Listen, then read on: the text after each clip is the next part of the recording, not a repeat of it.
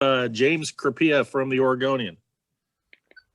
Joe, just give us an update on each of the quarterbacks now that the composition of the room is a little different. What are you seeing out of each of them? And for Robby specifically, just given that he's splitting time with baseball, it's not unprecedented, but how is he going about doing that? Yeah, I think we've got a lot of ability and talent in the room. AB's is the guy with the most experience and productivity on this level. So he's doing a real nice job, digesting the information, taking it on the field and being real productive, with, Robby, Butter, and Ty. Those guys are all, relatively inexperienced. A couple of them have a season under the belt, and Ty's an early enrollee. So for them, everything's kind of a new learning experience, particularly with our first spring ball. But once again, all guys who can throw, all guys who can run, all guys who are smart and digest it. And with Robby, he's, you just got to tip your hat to him that he's able to kind of, run back and forth, from football to baseball and be playing well in both of them. I think that's a credit to him. Julian Minenzon, KZI. Joe, how important is this spring, not just for some of the younger players, but for the returners as well, considering you guys didn't get that full spring last season? Yeah, I think it's critical, a critical phase in our development, as we move forward to the next season. And, we only had 4 opportunities last spring in a truncated fall camp. And, like I said, with the installation of a new offense and a bunch of new guys up front and a new guy behind center, that had, created some challenges. I think we were able to, attack very well. And then, now I look at this as 15 opportunities for us to continue to grow as an offense, grow as a position unit. And I think the guys are doing a nice job taking advantage of those opportunities. Eric Scopel, 247 Sports. Joe, each quarterback competition every spring is probably a little different. Have you had any similar to this where you've got one guy with a lot of experience and then 3 really, I think, young, talented guys with no experience? Is this drawing any comparisons to any other spots you've been in the past? This is year 23 or 24. So I'm sure there was one along the way, but yeah, the situation where there's an incumbent, a guy with a ton of experience and a ton of production, and really, really below them, just a bunch of young guys who really need every rep that they can get, to help maximize their ability. And, they've all been growing with each practice, and Brad Yaff adds a lot of value to our room as well. So I'm sure there have been some, but, everyone is a little bit unique in and of itself. And Thorburn, registered guard. You have a unique situation at wide receiver, obviously, with a group of super seniors with so much experience leading the way, and then some of the highest ranked recruits in program history at that position. What does that competition look like early on? Yeah, that's a new term, super senior. I've not heard. That's for the guys coming back. I like it. All right.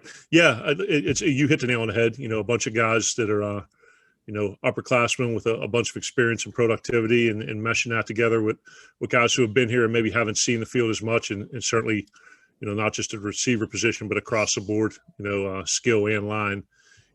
Those mid-year enrollees, I mean, it's critical in their development, getting the spring practices, getting the strength and conditioning, and then having all the summer and fall camp, having those guys be a step ahead. So they're continuing to push each other. The older guys are helping the younger guys, and that speaks to the culture of the program, to have competition, but still working to be good teammates.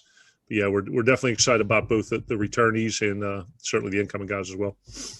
Matt Preem, 247 Sports. Aside from quarterback, you've got almost every guy back, a lot of experience. I guess, what do you typically expect in a year 1 to year 2 jump and improvements in your offense? What are you hoping to see from a jump standpoint?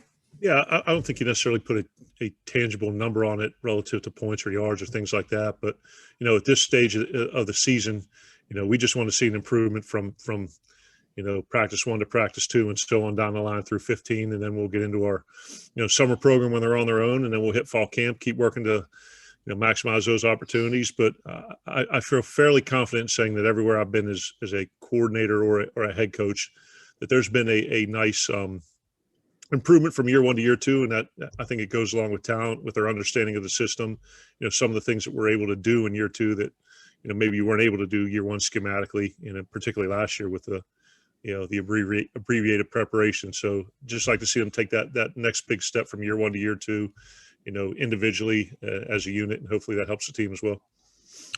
Max Torres, Ducks Digest. Joe, I know the Fiesta Bowl didn't go quite how you guys had anticipated, but that's really some of Anthony's only experience in this offense, getting reps. What were you able to take away from his Fiesta Bowl performance? Yeah, he had threw a couple touchdowns in the in USC game in abbreviated time, so I thought that was a good start to it. But in his first extended time, I think his first full drive was when we were backed up, whatever it was, at the -1 or -2, and we went 99 yards, scored a touchdown, and got us into field goal range the next drive. But he's a very cool, calm customer. He's a guy who's played a lot of football.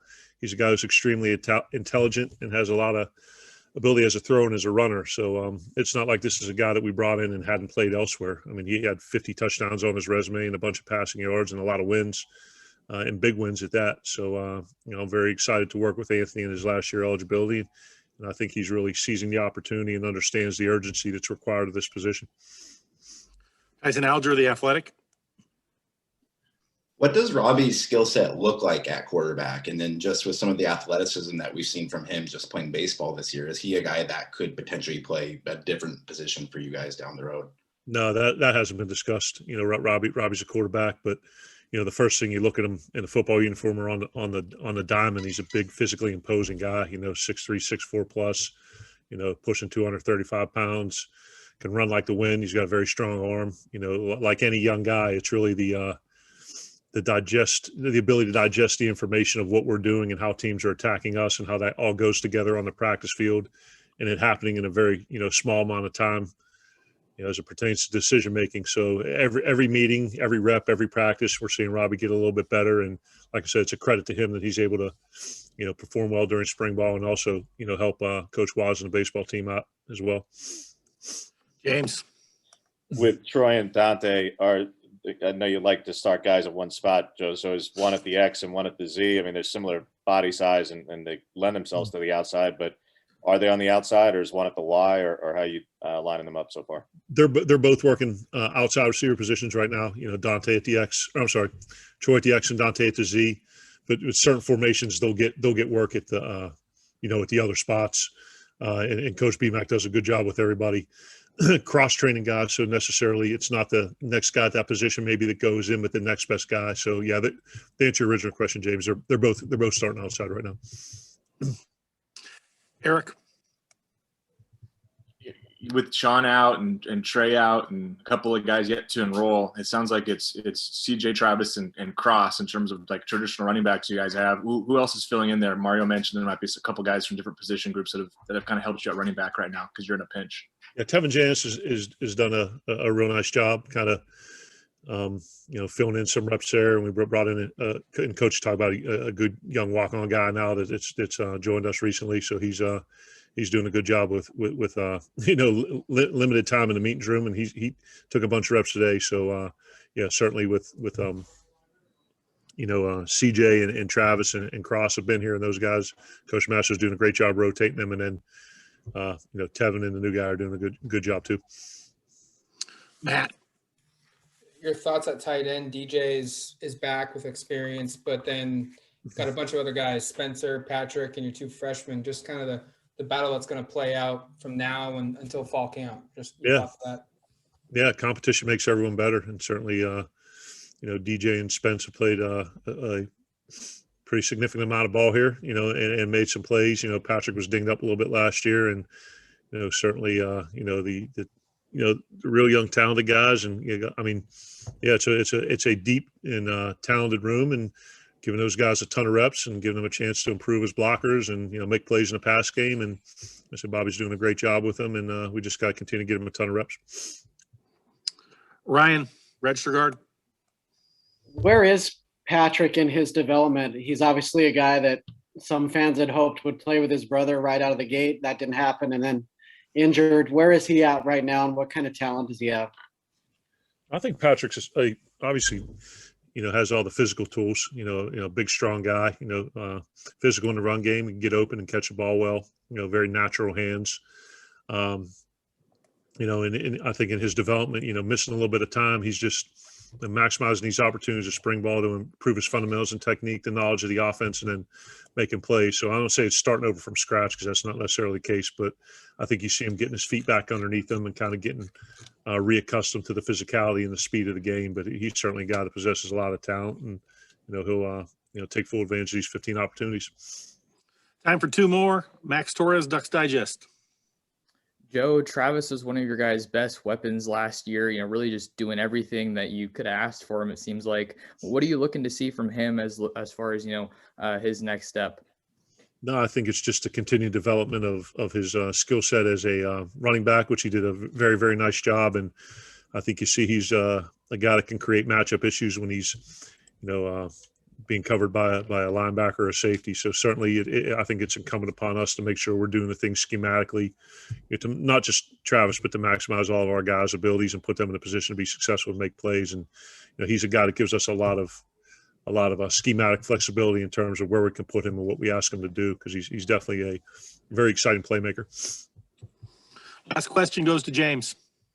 Just what are you looking for the next 3 practices in particular, Joe? Because Mario was saying there'll be a week from Saturday. It'll be the first scrimmage of the spring. So with these next practices being in full pads, but particularly at the quarterback position, what are you looking to accomplish in that spot? And as you try to make decisions about rotations, particularly with the twos, and if there is going to be separation amongst the 3 young guys, what are you looking for over the next week or so?